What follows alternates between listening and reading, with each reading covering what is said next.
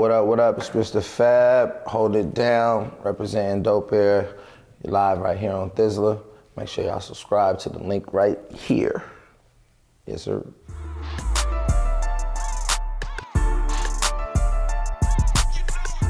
Just dropped a new book. Bow, brought one for you guys. The book is called The Dope Era. It's basically about just motivation, man. Daily words on how we can continue to stay focused, avoiding all the distractions. I think a lot of courses nowadays lead to collision paths, and people set up some of the listeners and the fans, and we even myself, I've contributed to the delinquencies of my fans, whether it was willingly or subconsciously, just by some of the things that I would put out into the world.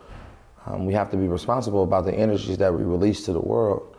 So the book is about that. It's about knowing that as I've gotten older, I'm more conscious of the things that I allow to happen when it comes to negligence and pushing negative narratives. So it's about just staying positive, reinventing the role models, owning up to some of the things that you're guilty of and being responsible for them. Just being a role model and being a big homie. I think that's what I'm really more focused on as I get older, with music, with literature, with movies, with whatever it is that I'm doing in life. And that's what we pushing, man. We just continue to keep pushing. So the book is just released and I'm getting a lot of positive feedback thus far.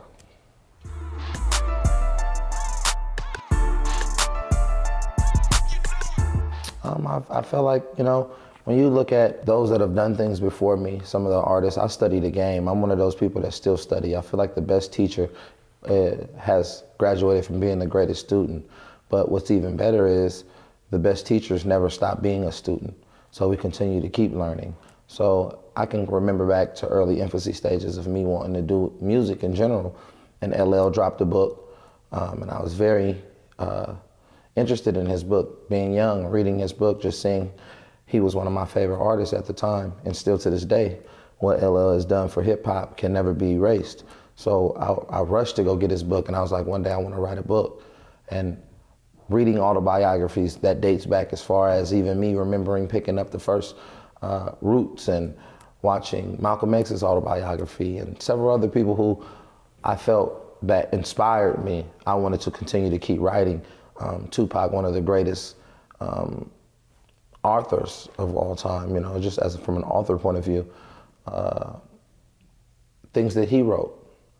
I was like, I want to put some game in the book. I want to be able to help some people through a literature, because I just don't like the fact that us as black people, we're constantly disrespected with small quotes and excerpts like, if you want to keep some information from a nigga, put it in a book. And I don't believe that to be true, because there are several of us that still love to read. And through history's past, several of our intellects and those that have represented for our culture have been overlooked by the ignorance that they rather promote than some of our significant ones who push intelligence to the people. So knowledge is power, so I've always wanted to do that.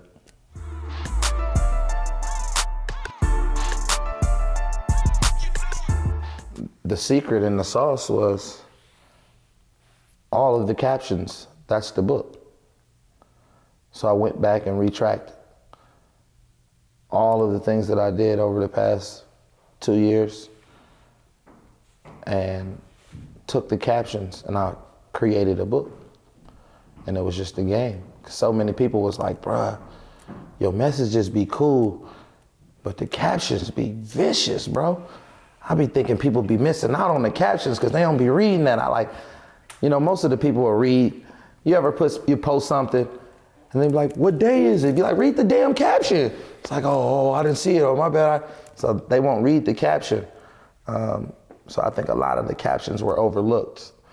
And I'm a firm believer in what is overlooked will eventually be reviewed one day. So I wanted to go back and just take the captions and put it in a book form.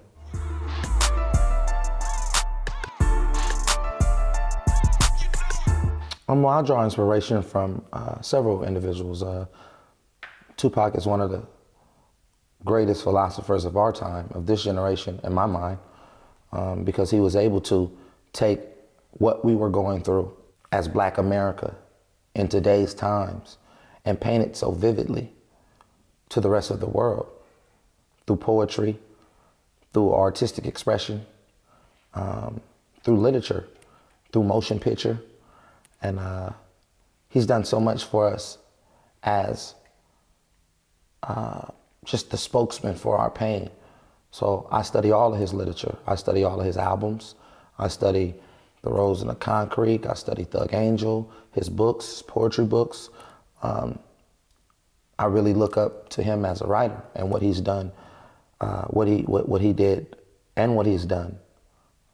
Because every day there's a new fan being converted, opening up one of his albums or listening to something or hearing a poem or seeing a movie.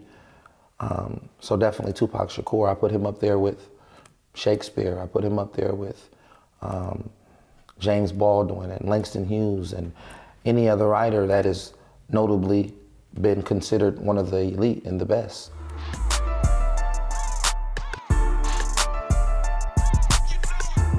Dream Hampton helped me with the editing of this. Anybody that knows Dream Hampton, she used to be editor of The Source. She worked with, she wrote Jay-Z's book, Decoded. She's done so many different things. I don't even want to limit her to random and biased shout outs to my memory, but her resume is so extensive. Dream Hampton, I definitely appreciate you for editing and helping me edit this, along with Rachel Chan. And the foreword was by Derek Grace, the brother from Florida who has several books that he's done himself, which was also some of the motivation that I took from to look and say, let me do my own book as well.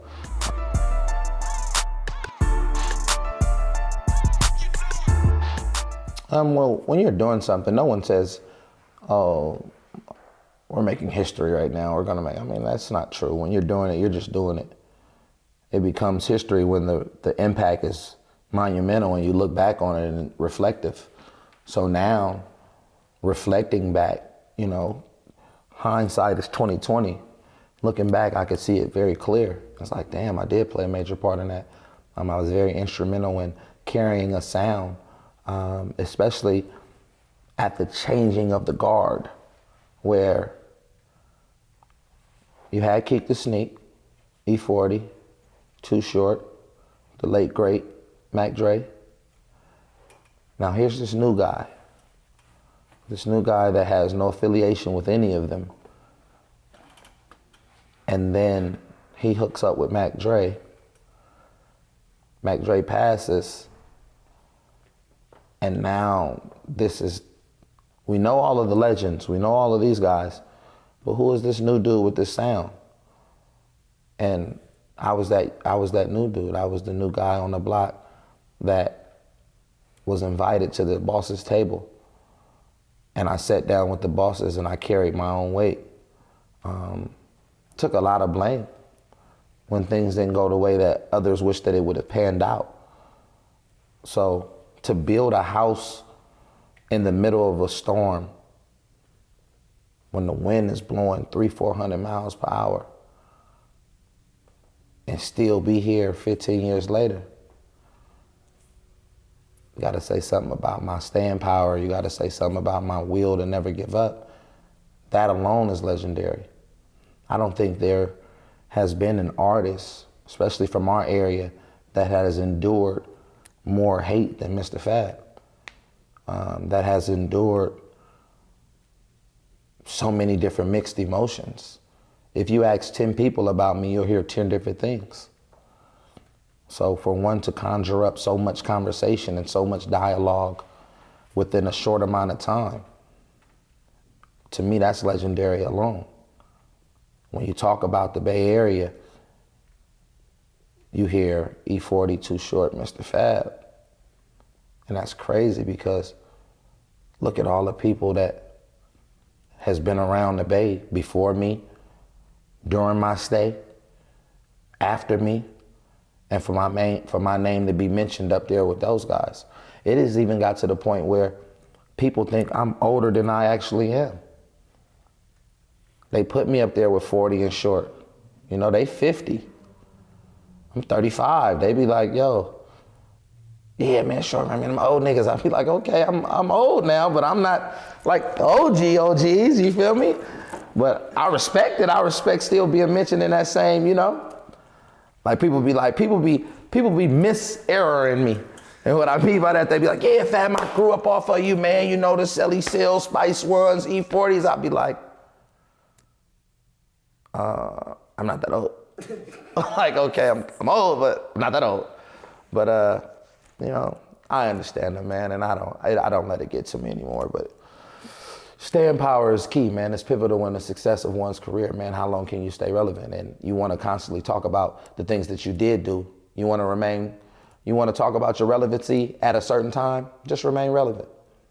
And they'll bring it up for you.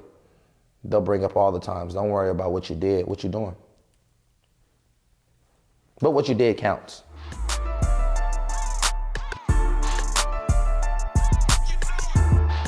Yeah, that song sonically changed the game.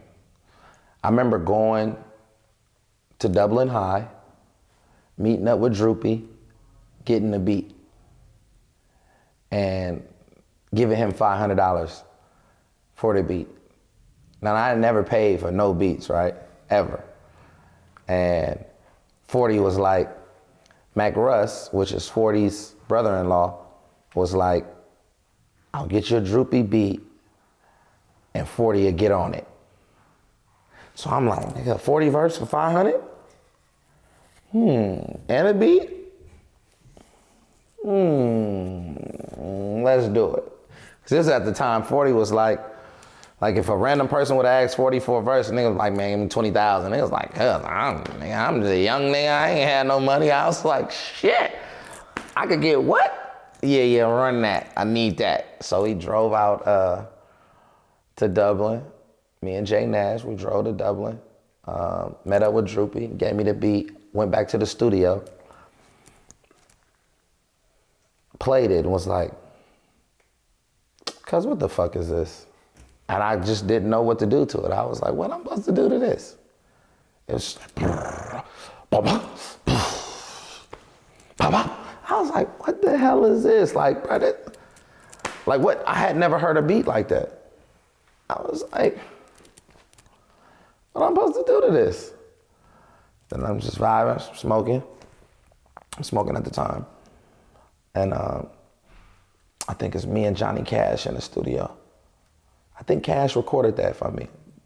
A lot of people didn't know Cash was like the in-house engineer over at Thiz. He was recorded all our shit. He used to get tired of waiting on the engineer. So he'd be like, Cuddy, I know how to record all this shit, cuz. You feel me? So Johnny Cash was like sitting up. I was like, man, record me on this cut. Like, fuck it, let me do something. So I went in there and I wrote to it, sent it to Turf Talk. He was like, oh, this is crazy. Turf came hella hard, how he came. We sent it to 40, and sent it to Vaughn. And he never told people it was my song. So everybody thought it was just like the new 40 record. Which like at the time I'm young, so I'm like, nigga, tell him it's my song. Like, you feel me? I want to get, you know, when you young, you want credit for things. You know, when you older, you like, man, I don't care shit about that shit. I just like, man, tell him it's my song, man. And 40 had the club Ambassadors Lounge at the time, and it was like every time that song came on in the club, everybody would go crazy. And the record just started popping, and Vaughn hit me and was like, yo, I want you to perform at Summer Jam. Come do this record. It's like, what? Oh, nigga, we popping, let's do it. And man, when I did that song at Summer Jam, I'm talking about they went crazy. I was like, oh, I got one. I'm the nigga. You know what I'm saying? So I think that kicked it off, man. That kicked off the whole F.A.B. Davis, Yellow Bus type stuff. Hey. Super Sic Wit It, baby. Shout out Droopy, you feel me? That kicked off a lot of the turfers. That kicked off the turf fiends, the Animaniacs, the Architects, all the little dance battles. They used to always use that record at the dance battles. So turfing, man, that played a big part in turfing, that record right there. The beat was retarded.